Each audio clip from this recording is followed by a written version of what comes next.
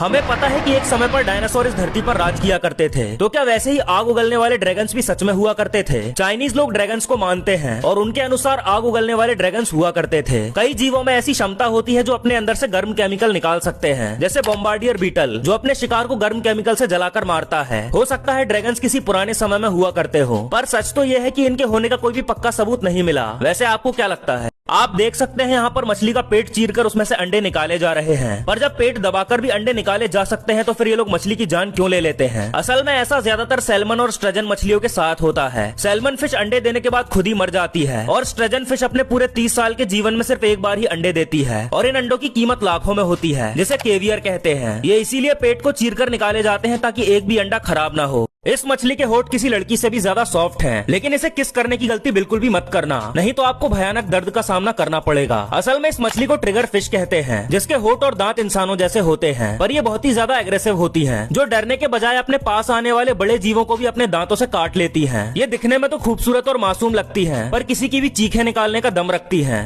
यह है ऊंट के हम्प यानी कुबड़ से निकलने वाला ऑयली मीट, जो कि यहाँ के शेखों का फेवरेट फूड है और ये डेली इतना ही मीट खाते हैं। पर आखिर ये लोग इतना ज्यादा फैट से भरा खाना क्यों खाते हैं? तो देखो, रेगिस्तान जैसी जगहों पर जहाँ ना ज्यादा खाना मिलता है ना ही ठंड में गर्मी, तो ऐसे में ये ऊंट का फैट बॉडी को लंबे समय तक एनर्जी देता है। ये सिर्फ खाना नहीं बल्कि एक नेचुरल इंसुलेटर है जो शरीर को ठंड से भी बचाता है। आपने देखा होगा कि अफ्रीका में रहने वाले लोगों के हालात काफी खराब होते हैं। कई जगहों पर तो पानी की इतनी कमी होती है कि वो लोग कई दिनों तक नहीं नहाते, पर इतने अनहाइजीनिक तरीके से रहने और खाने के बाद भी ये लोग नॉर्मल लोगों के मुकाबले काफी ज्यादा हेल्दी और स्ट्रॉन्ग होते हैं। पर कैसे? तो देखो, इसका कारण है उनकी नेचुरल इम्यूनिटी और लाइफस्टाइल। बचपन से ही उनका शरीर मिट्टी और माइक्रोब्स के कांटेक्ट में आता है, जिससे उनका इम्यून सिस्टम बेहद मजबूत बन जाता है। साथ ही ये नेचुरल और अनप्रोसेस्ड चीजें खाते हैं जो उन्हें हेल्दी रखती है। चोरी करते समय चोर जिपर ट्रैक में एक पेन डालते हैं ताकि जिप खुल जाए। अगर सूटकेस में कोई कीमती सामान होता है तो चोर उसे चुरा लेते हैं और फिर स्लाइडर को एक बार खींच देते हैं, जिससे जिपर ट्रैक फिर से पूरी तरह बंद हो जाता है। आपको यह तक पता नहीं चलता कि सूटकेस खोला गया था। इसीलिए जब भी आप बाहर जाएं तो अपने सूटकेस पर नजर रखना जरूरी है। कुछ चोर दरवाजे खोलने के लिए क्रेडिट कार्ड का इस्तेमाल करते हैं। वे कार्ड को दरवाजे की दरार में डालते हैं, फिर लॉक बोल्ट की जगह का पता लगाते हैं और कार्ड को थोड़ा मोड़कर एक हल्के घुमाव में धकेलते हैं ताकि लॉक बोल्ट लॉक बॉडी के अंदर चला जाए। इसके बाद वे कार्ड को धीरे धीरे हिलाते रहे जब तक कि लॉक बोल्ट लॉक बकल से बाहर ना जाए। इस तरह दरवाजा आसानी से खुल सकता है। इसीलिए जब आप बाहर जाएं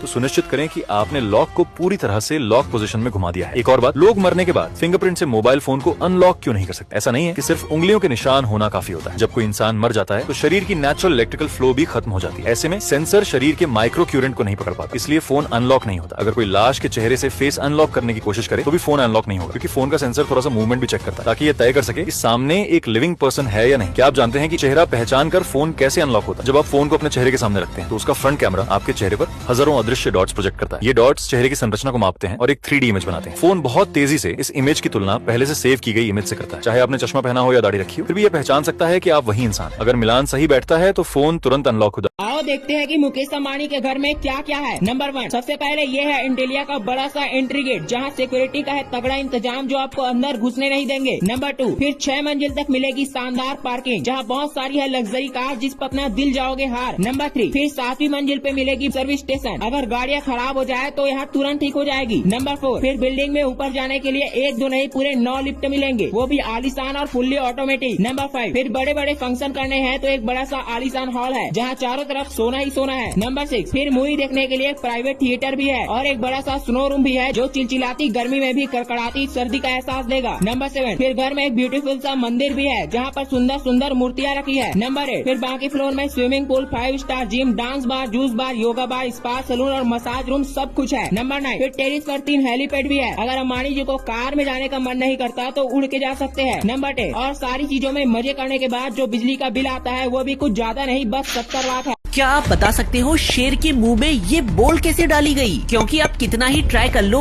ये बॉल बाहर नहीं आती और ना ही कोई बाहर से इसे अंदर डाल सकता है, तो फिर ये अंदर कैसे गई? दरअसल इसका राज छिपा है होलो कार्विंग टेक्निक में, जिसमें पहले पत्थर से शेर का स्टेचू बनाया और फिर बाद में उसके मुंह को थोड़ा सा खोखला करके अंदर के पत्थर से अंदर ही बॉल बना दी। लेकिन कुछ कलाकार आसान तरीका भी अपनाते हैं, जिसमें वो बॉल को अंदर नहीं बनाते बल्कि बाहर एक बॉल बनाकर उसके 2 टुकड़े करके शेर के मुंह में डालकर ग्लू से चिपका देते हैं, जिसे अक्सर यहाँ आने वाली बिल्लियाँ बाहर निकालने की कोशिश करती रहती है।